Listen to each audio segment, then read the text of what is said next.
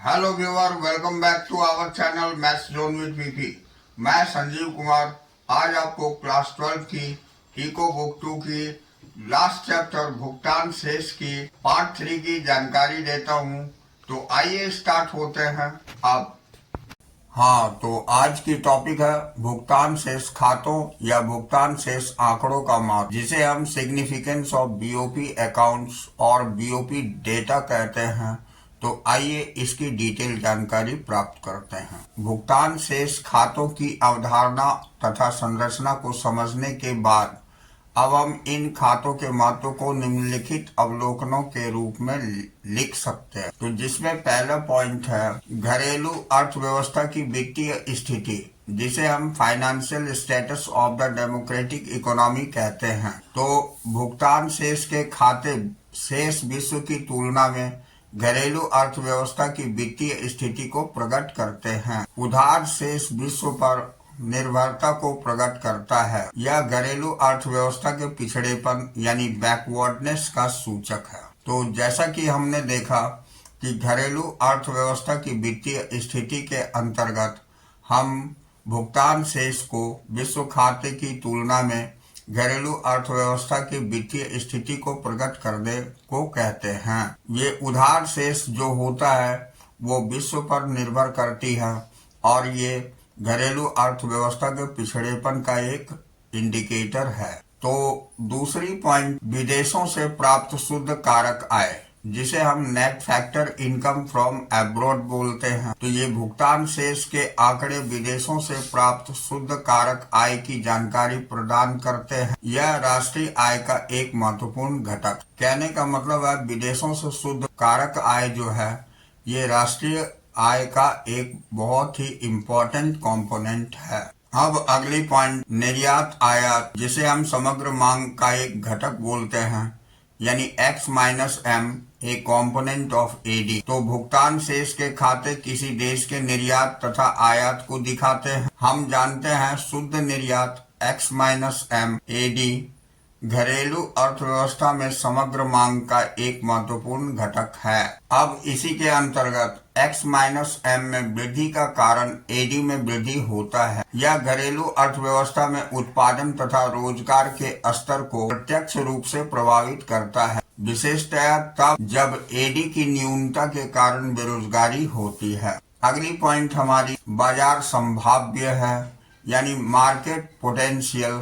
भुगतान शेष के खाते घरेलू अर्थव्यवस्था में बाजार संभाव्य को प्रकट करते हैं। यह विदेशी निवेश के आकार द्वारा प्रतिबिंबित होता है। अब विदेशी निवेश का उच्च आकार अर्थव्यवस्था में उच्च बाजार संभाव्य का सूचक होता है। कहने का मतलब हो गया कि शेष विश्व में बाजार के अंतर्गत जो पॉसिबिलिटी होती है ये घरेलू अर्थव्यवस्था का एक सूचक होता है, जो कि विदेशी निवेश का उच्च आकार जो है ये हमारी उच्च बाजार संभाव्य का इंडिकेटर होता है। अब हम अगली पॉइंट देखेंगे मौद्रिक तथा राजकोषीय नीतियां, जिसे हम मॉनेटरी एंड फिस्कल पॉलिसीज बोलते हैं। तो आइए इसकी डिटेल जानकारी लेते हैं। तो इसके अंतर्गत किसी देश के भुगतान शेष के खाते का निष्पादन इसकी मौद्रिक तथा राजकोषीय नीतियों को प्रभावित करता है। शेष विश्व से विदेशी विनिमय के अधिक प्रवाह की स्थिति में घरेलू मुद्रा के लिए मांग का दबाव उत्पन्न होता है, यानी डिमांड ज्यादा होने की चांसेस होती है।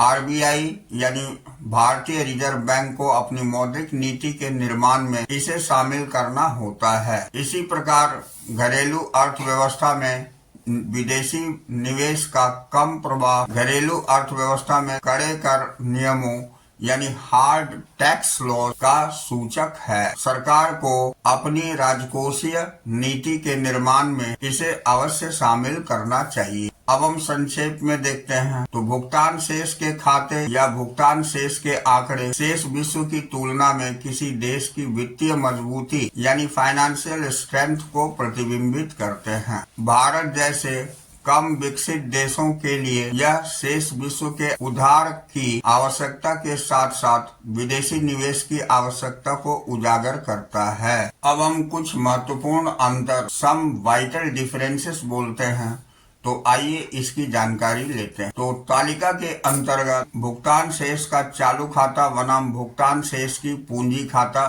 का डिफरेंस देख लेते हैं, जिसे हम current account BOP versus capital account BOP कहते हैं। तो आइए पहली कॉलम में हम अंतर का आधार देखेंगे, जिसे बेसिस ऑफ डिफरेंस बोलते हैं। दूसरी कॉलम में भुगतान शेष का चालू खाता यानी करंट अकाउंट बीओपी देखेंगे और तीसरे कॉलम में भुगतान शेष की पूंजी खाता, जिसे कैपिटल अकाउंट बीओपी कहते हैं। तो इन दोनों के बीच कंपैरिजन देख लेते हैं। तो देखिए, सबसे पहली पॉइंट हम अवधारणा यानी कि कंसेप्ट्स देखेंगे। तो चालू खाता ऐसे लेन देन के कारण होने वाले विदेशी विनिमय की प्राप्तियों तथा भुगतानों का रिकॉर्ड रखता है, जो शेष विश्व की तुलना में एक देश की परिसंपत्ति देयता की स्थिति को प्रभावित नहीं करते हैं। कहने का मतलब हो गया कि चालू खाता केवल लेन देन के कारण विदेशी विनिमय की प्राप्तियों और रिकॉर्ड रखता है और शेष विश्व की तुलना में इसकी परिसंपत्ति की देयता को ये प्रभावित नहीं करती है। अब वहीं पूंजी खाता ऐसे लेन देनों के कारण होने वाले विदेशी विनिमय की प्राप्तियों तथा भुगतानों का रिकॉर्ड रखता है, जिसके कारण शेष विश्व की तुलना में एक देश की परिसंपत्ति देयता की स्थिति प्रभावित होती। इसमें परिसंपत्ति देयता प्रभावित नहीं होती है, इसमें परिसंपत्ति देयता प्रभावित, यही मुख्य डिफरेंस है। अतः चालू खाते के लेन देन भावी दावों को बढ़ावा नहीं देता, जबकि पूंजी खाते के लेन देन के कारण भावी दावे उत्पन्न होते हैं। अब हम दूसरी पॉइंट संरचना देखेंगे। तो संरचना को हम कंपोजिशन कहते हैं। तो चालू खाते के लेन देन में शामिल है क्या क्या चीजें, वो देखते हैं। वस्तुओं तथा सेवाओं का निर्यात, जिसे तैयार वस्तुओं का व्यापार कहते हैं। दूसरी पॉइंट है वस्तुओं तथा सेवाओं का आयात, जिसे अदृश्य मदों का व्यापार कहते हैं।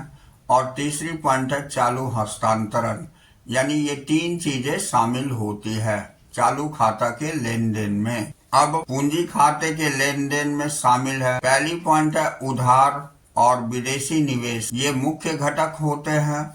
और तीसरी पॉइंट है एनआरआई जमाएं, बैंकिंग पूंजी और अल्पकालीन ऋण, जिसे अन्य घटक कहते हैं। तो ये सारी पूंजी खाते के अंतर्गत पाई जाती है। अब हम इसका महत्व देखेंगे, जिसे हम सिग्निफिकेंस बोलते हैं। तो चालू खाते के लेन देन शुद्ध निर्यातों यानी X-M को प्रकट करते हैं, जो घरेलू अर्थव्यवस्था में समग्र मांग का एक महत्वपूर्ण घटक है। दूसरी पॉइंट है, इसी के अंतर्गत चालू खाते के लेन देन शेष विश्व के शुद्ध कारक आय को प्रकट करते हैं, जो राष्ट्रीय आय का एक महत्वपूर्ण घटक है।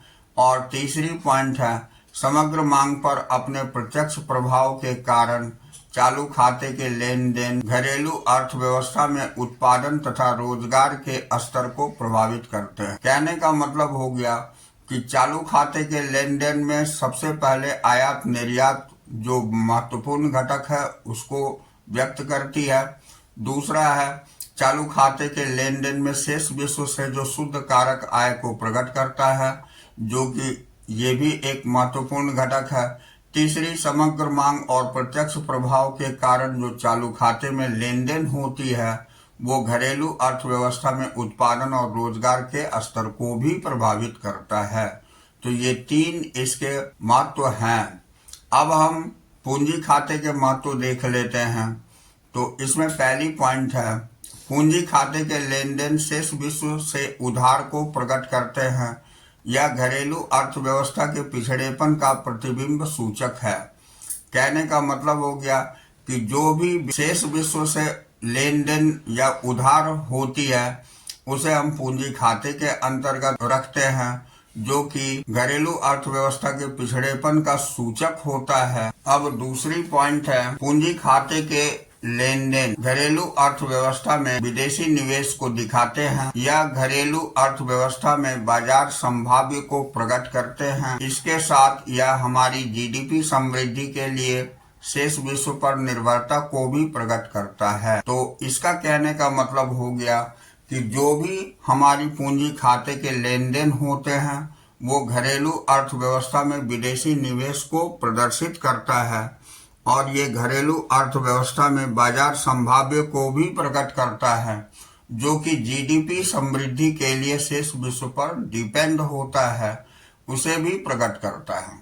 अब तीसरी पॉइंट है हमारी, पूंजी खाते के लेन देन अर्थव्यवस्था में उत्पादन तथा रोजगार के स्तर पर कोई प्रत्यक्ष प्रभाव नहीं डालता। कहने का मतलब हो गया कि पूंजी खाते के जो लेन देन अर्थव्यवस्था में हमारी उत्पादन और रोजगार पर डायरेक्ट इसका कोई प्रभाव नहीं पड़ता है। ये लेन देन शेष विश्व के संबंध में अर्थव्यवस्था की केवल परिसंपत्ति देयता की स्थिति को प्रकट करता है। कहने का मतलब हो गया कि पूंजी खाते के अंतर्गत जो भी परिसंपत्ति की देयता होती है उसको केवल व्यक्त करता है। तो ये हमारे पूंजी खाते के महत्व थे। अब हम दूसरी तालिका के अंतर्गत व्यापार शेष बनाम भुगतान शेष का चालू खाता देखते हैं, जिसे हम balance of trade versus current account balance of payments कहते हैं। तो आइए इसकी भी डिफरेंसेस हम देख लेते हैं। तो इसमें पहली पॉइंट है अवधारणा यानी कंसेप्ट्स।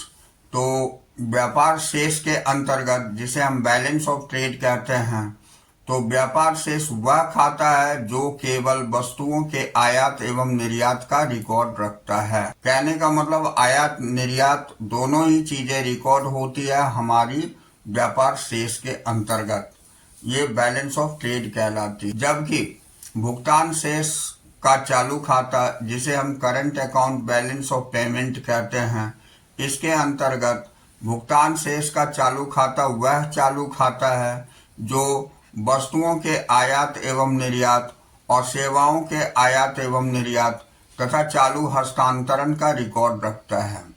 इसमें इन तीनों चीजों की रिकॉर्ड रखी जाती है।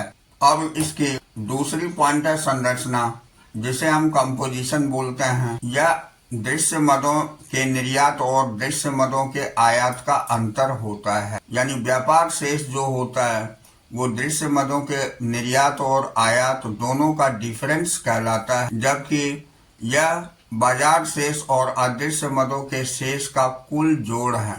ये दोनों का अंतर है, ये कुल जोड़। अब अदृश्य मदों के शेष में गैर कारक सेवाओं के शेष, कारक सेवाओं के कारण उत्पन्न आय के शेष और हस्तांतरों के शेष को शामिल किया जाता है।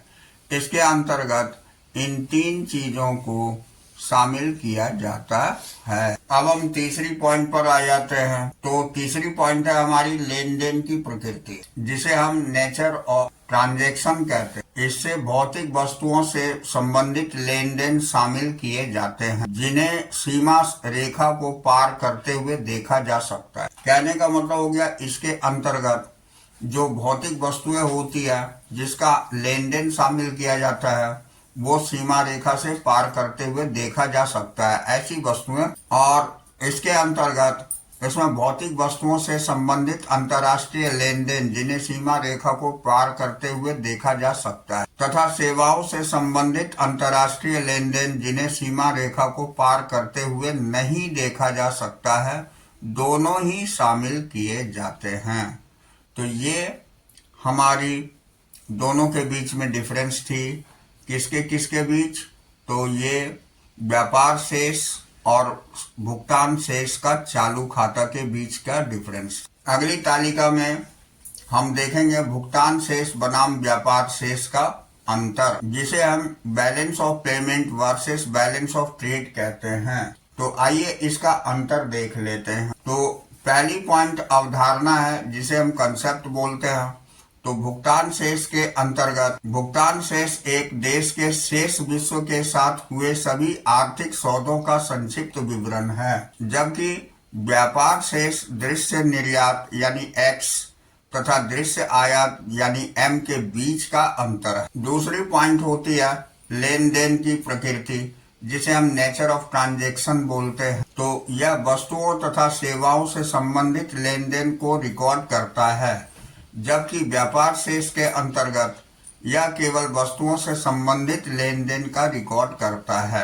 अब तीसरी पॉइंट है लेन देन का क्षेत्र, जिसे हम स्कोप ऑफ ट्रांजैक्शंस बोलते हैं, यह चालू खाते तथा पूंजी खाते दोनों के लेन देनों का रिकॉर्ड करता है भुगतान शेष के अंतर्गत, जबकि व्यापार शेष के अंतर्गत यह पूंजी खाते के लेन देनों का रिकॉर्ड नहीं करता है। अब हम संतुलन देखेंगे, जिसे बैलेंस बोलते हैं।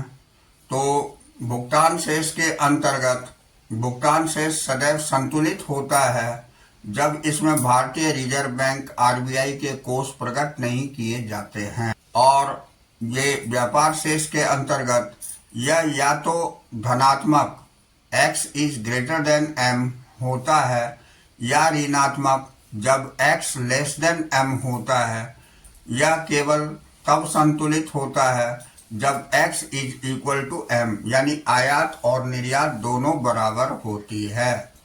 तो इस तरह हम भुगतान शेष और व्यापार शेष में अंतर देखें। अब हम अगली पॉइंट देखेंगे, क्या करें और क्या ना करें, यानी डूज एंड डोंट। तो इसमें पहली पॉइंट है, इसे ध्यान में अवश्य रखें कि परंपरा के अंतर्गत पहली पॉइंट, एक देश या शेष विश्व के बीच हुए सभी चालू हस्तांतरणों का भुगतान शेष के चालू खाते में अदृश्य मदों के रूप में रिकॉर्ड किया जाता है, तथा दूसरा है, घरेलू अर्थव्यवस्था में गैर निवासी पर्यटकों द्वारा किए सभी प्रत्यक्ष क्रय को एक शेष विश्व के निवासी पर्यटकों द्वारा किए सभी प्रत्यक्ष क्रय को भुगतान शेष के चालू खाते में अदृश्य मदों के रूप में रिकॉर्ड किया जाता है।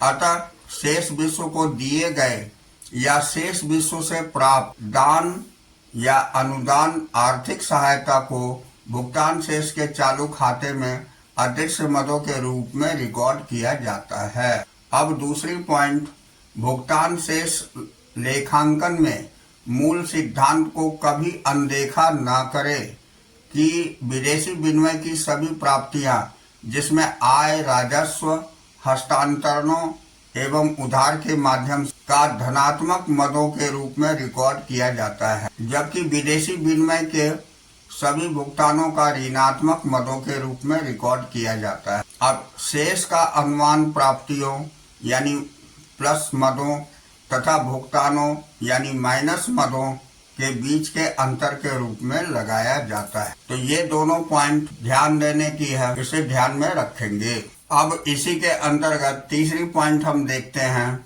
जो वस्तुओं के निर्यात एवं आयात के सभी प्रकार के वस्तुएं शामिल होती है, चाहे वे उपभोक्ता वस्तु जैसे ब्रेड तथा मक्खन हो या पूंजीगत वस्तुएं जैसे प्लांट तथा मशीनरी हो।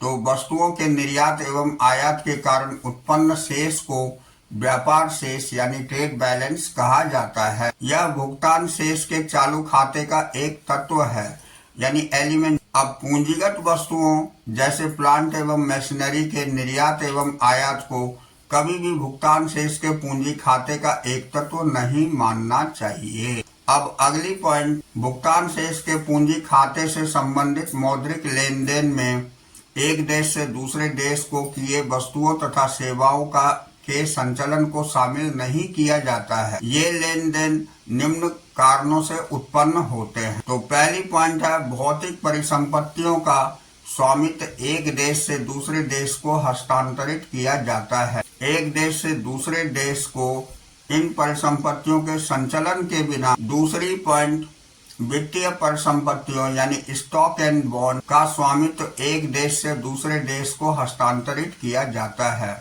और तीसरी पॉइंट, विदेशी विनिमय का हस्तांतरण ऋणों या उधारों के माध्यम से एक देश से दूसरे देश को किया जाता है। अतः वस्तुएं सीमा के आर पार नहीं जाती है, केवल परिसंपत्तियों के स्वामित्व में परिवर्तन के कारण विदेशी विनिमय एक देश से दूसरे देश में संचलन करता है। तो ये हमारी चौथी पॉइंट थी। अब हम पांचवी पॉइंट पर आते हैं। तो पांचवी पॉइंट है हमारी, स्मरण रहे कि यह आवश्यक नहीं है कि भुगतान शेष में लेखांकन संतुलन एक अर्थव्यवस्था की अच्छी आर्थिक स्थिति को प्रकट करता है। यह केवल इस कारण भी उत्पन्न हो सकता है कि चालू खाते में घाटे का शेष विश्व के उधार लेकर सामना किया जाता है। अधिक उधार, जिसे शेष भुगतान के खाते में विदेशी विनिमय की प्राप्तियों के द्वारा प्रतिबिंबित किया जाता है, ये घरेलू तथा वैश्विक दोनों बाजारों में अर्थव्यवस्था के बुरे निष्पादन को प्रकट करता है। तो ये 5 पॉइंट हमें ध्यान रखनी चाहिए, ये बहुत आवश्यक है इस चैप्टर के अंतर्गत।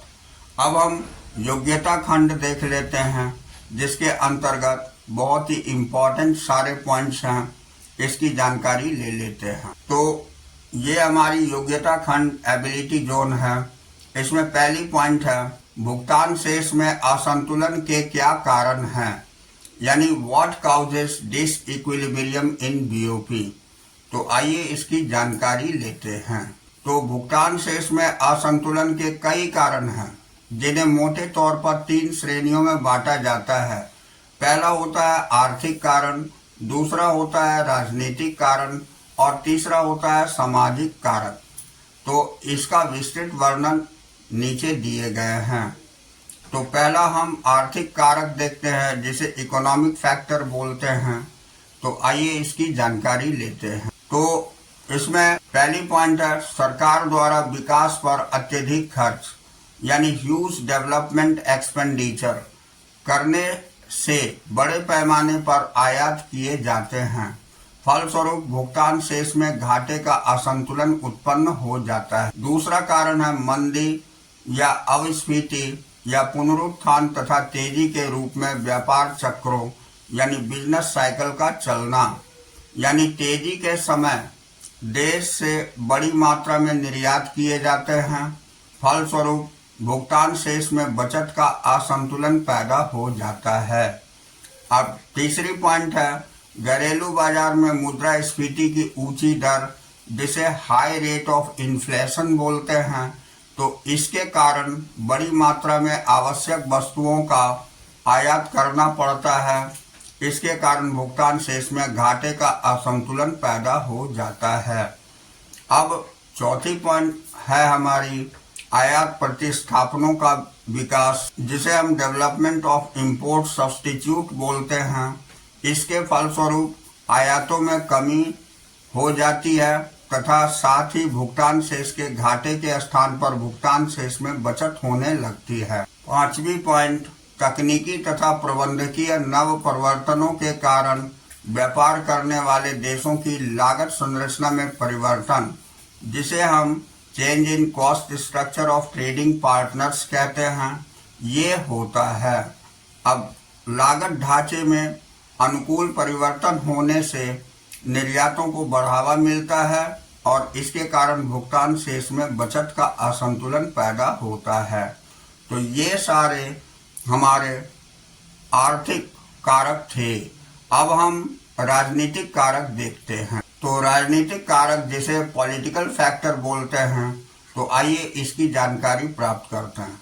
इसके अंतर्गत पहली कारक राजनीतिक अस्थिरता यानी पॉलिटिकल इंस्टेबिलिटी होती है। तो इसके कारण विदेशों में प्रत्यक्ष निवेश तथा पोर्टफोलियो निवेश में कमी आती है। इसके कारण भुगतान शेष में पूंजी खाते में घाटा उत्पन्न होता है।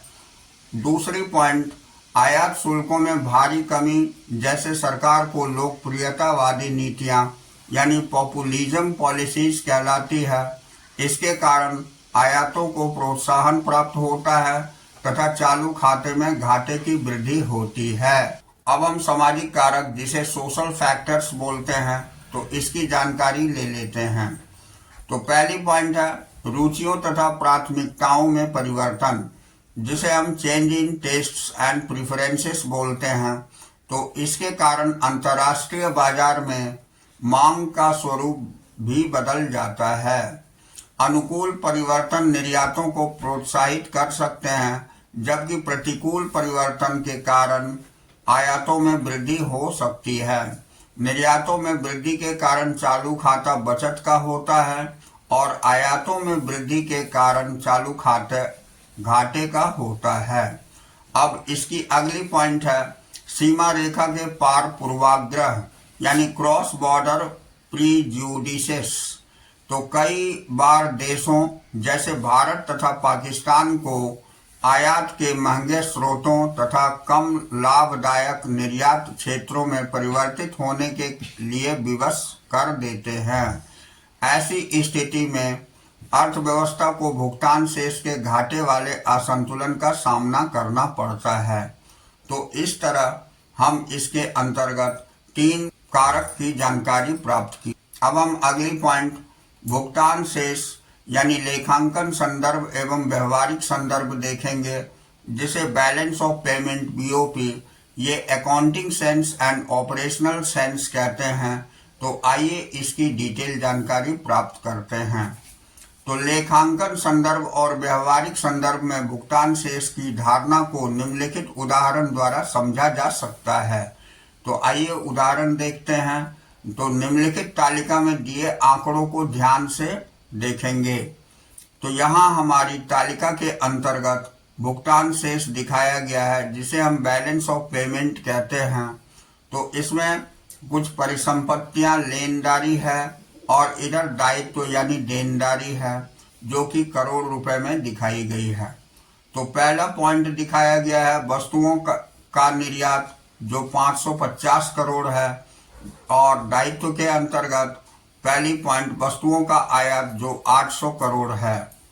दूसरी पॉइंट परिसंपत्ति के अंतर्गत सेवाओं का निर्यात यानी बैंकिंग, शिपिंग, बीमा, टूरिज्म आदि, ये 150 करोड़ है। जबकि दायित्व के अंतर्गत सेवाओं का आयात यानी बैंकिंग, शिपिंग, बीमा और टूरिज्म आदि, ये 50 करोड़ है। अब तीसरी पॉइंट हम देखते हैं शेष विश्व से हस्तांतरण भुगतान यानी उपहार और सहायता आदि, ये 100 करोड़ है। जबकि शेष विश्व में हस्तांतरण और भुगतान उपहार, सहायता आदि, इसके अंतर्गत 80 करोड़ दिखाए गए हैं। चौथी पॉइंट पूंजीगत प्राप्तियां, जिसे हम ऋण, विदेशियों को परिसंपत्तियों की बिक्री तथा विदेशियों से पूंजी की प्राप्ति, ये 200 करोड़ दिखाई गई है। जबकि पूंजीगत भुगतान विदेशियों को ऋण तथा विदेशियों से परिसंपत्तियों का क्रय और विदेशियों को पूंजी का भुगतान, ये 70 करोड़ रुपए दिखाई गई है। तो कुल प्राप्तियां यहाँ हम देख रहे हैं 1000 करोड़ है और कुल भुगतान भी हमारी 1000 करोड़। तो अब आइए इन दोनों कंपैरिजन से हम किस निर्णय पर आते हैं, ये हम यहाँ देख लेते हैं। तो उपरोक्त तालिका से ज्ञात होता है कि लेखांकन की दृष्टि यानी अकाउंटिंग सेंस से भुगतान शेष सदैव संतुलित होता है, दोनों हजार करोड़ है। जबकि क्योंकि कुल प्राप्तियां लेनदारी और कुल भुगतान देनदारी एक दूसरे के बराबर 1000 करोड़ है, परंतु इस तालिका का विश्लेषण करने से निम्नलिखित तथ्य प्रकट होते हैं। जैसे हम अगर व्यापार शेष का आकलन करें यानी बैलेंस ऑफ ट्रेड, जो वस्तुओं के निर्यात और आयात का अंतर होता है, तो सदैव बराबर अर्थात संतुलित नहीं होता। यानी हम व्यापार शेष अगर निकालेंगे तो वस्तुओं के निर्यात में माइनस कर देंगे हम वस्तुओं के आयात, जो कि 550 करोड़ थी, और उसमें माइनस करेंगे 800 करोड़, तो ये माइनस 250 करोड़ हो जाएगी। अब हमारी दूसरी पॉइंट है चालू खाते का भुगतान शेष, जिसे हम balance payment of current account कहते हैं। तो ये यहाँ 130 करोड़ घाटे को प्रकट करता है। अब चालू खाते का भुगतान शेष निकालने के लिए, जिसे हम balance of payment on current account कहते हैं, तो ये बराबर होती है व्यापार शेष यानी वस्तुओं के निर्यात माइनस वस्तुओं के आयात, उसमें हम जोड़ देते हैं अदृश्य मदों का शेष, जिसमें गैर कारक सेवाओं का शेष यानी बैंकिंग, शिपिंग आदि को, और फिर हम जोड़ देंगे चालू हस्तांतरण शेष को। तो यहाँ देखिए 550 माइनस 800, ये आपको निर्यात और आयात का अंतर हो गया। और दूसरे में हम 150 माइनस 50 करोड़ किए हुए हैं, ये हमारी अदृश्य मदों का शेष हो गया। और तीसरी 100 करोड़ माइनस 80 करोड़ किए हुए हैं, ये हमारी चालू हस्तांतरण शेष हो गया। तो इसकी अंतर 250 करोड़ आ गई और इसका अंतर 100 करोड़ प्लस में आ गया, ये माइनस में है, और 20 करोड़ ये प्लस में आ गया। तो इन तीनों का अगर आकलन हम करते हैं तो माइनस में 130 करोड़ हो जाती है। ये हमारी चालू खाते का भुगतान शेष बच जाती है, जो कि ऋणात्मक है। अब हम अगली पॉइंट पूंजी शेष का भुगतान देखते हैं, जिसे हम balance payment of capital account कहते हैं, जो 130 करोड़ के आधिक्य को प्रकट करता है। तो पूंजी खाते का भुगतान बराबर होती है पूंजीगत प्राप्तियां माइनस पूंजीगत भुगतान। तो जो 200 करोड़ में 70 करोड़ माइनस करेंगे तो ये 130 करोड़ होती है। अब अगली पॉइंट, समुचित भुगतान शेष संतुलित होता है, यानी overall balance of payment balances. ये 1000 करोड़ की प्राप्तियां बराबर 1000 करोड़ का भुगतान, क्योंकि पूंजी खाते का 130 करोड़ का आधिक्य चालू खाते के 130 करोड़ के घाटे की क्षति को पूर्ति करती है। अब हम अगली पॉइंट देखते हैं, पूंजी खाते में 130 करोड़ का आधिक्य कहां से आया। तो दरअसल 130 करोड़ विदेशी ऋणों के रूप में प्राप्त हुए हैं। यदि यह सच है तब पूंजी खाते का यह आधिक्य हमारी ऋणग्रस्तता को प्रकट करता है, जो सुदृढ़ वित्तीय स्थिति का सूचक नहीं है। तो इस तरह हमारी यहाँ आज चैप्टर कंप्लीट होती है। अगले दिन फिर हम अगली क्लास में मिलेंगे। तो that's all for today. We will meet again on the next class.